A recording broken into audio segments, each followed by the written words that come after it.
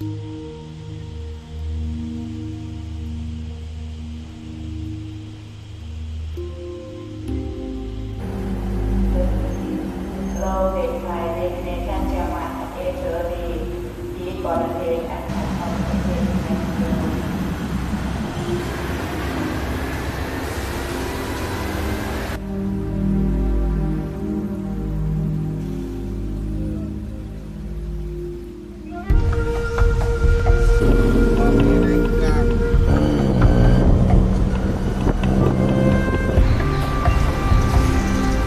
้าย้อนไปสักประมาณสัก15 ปีที่แล้วจำได้ว่ายุคอาหารญี่ปุ่นตอนนั้นเชฟจะเป็นคนญี่ปุ่นเลยแล้วก็จะได้กินแบบนั้นจนพอเมืองไทยมีอาหารญี่ปุ่นเยอะขึ้น texture เทมปุระแบบนั้นมันก็หากินยากขึ้น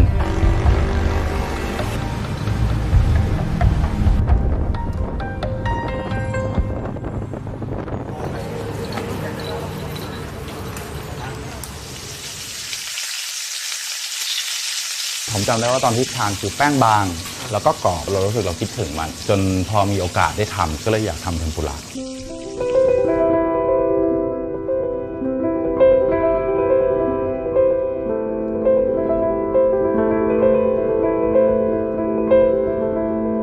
เทมปุระที่ดีต้องเบาทั้งแป้ง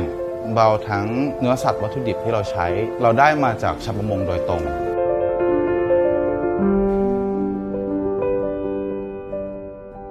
เขาออกเรือทุกวันเขาตอบเราไม่ได้หรอกว่าวันนี้เราจะได้ปลาอะไรมานอกจากกลับฝั่งมาแล้วถึงจะรู้ว่ามีอะไร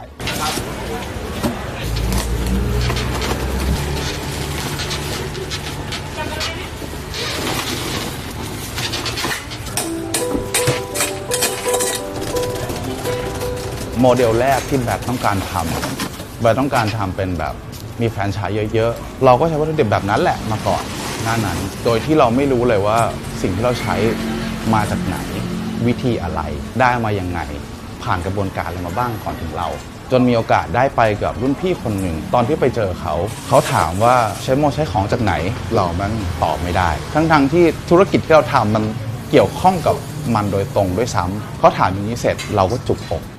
รุ่งเช้าวันนั้นเขาชวนขึ้นไปวันนั้นจะไปจับปูตั้งแต่ตี 5กลับถึงฝั่งบ่ายโมงได้ปูมาทั้งหมด3 กิโลท้วนกลับมาถึงฝั่งเชฟโมเห็นแล้วใช่ไหมเชฟว่าจะให้ผมขายเท่าไหร่ดีมันเดือดร้อนมากท้องทะเลมันแย่มากผมว่าผมคงไม่ได้อยากสื่อสารแต่อยากให้เขาถามมากกว่าลูกค้าวันนี้มากินได้ปลานี้อยากจะกินปลาอีกแต่มันไม่มีเนี่ยความที่มัน flexible นี่แหละทำไมถึงไม่มีอ่ะเราก็จะได้เล่าเรื่องพวกนี้แหละให้เขาฟังพอเราทำแบบนี้มันก็จะมีคนที่เข้าใจ message ที่เราต้องการสื่อสารออกไป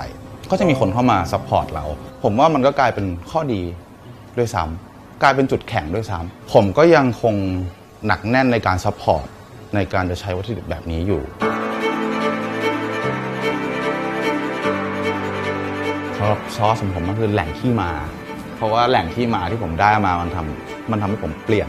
direction ของธุรกิจผมซึ่งหลายๆคนอาจจะมองว่าธุรกิจ direction ธุรกิจมันเป็นเรื่องใหญ่เราคิดมาแล้วคิดมาเยอะแล้วอย่ามาแตะต้องกับ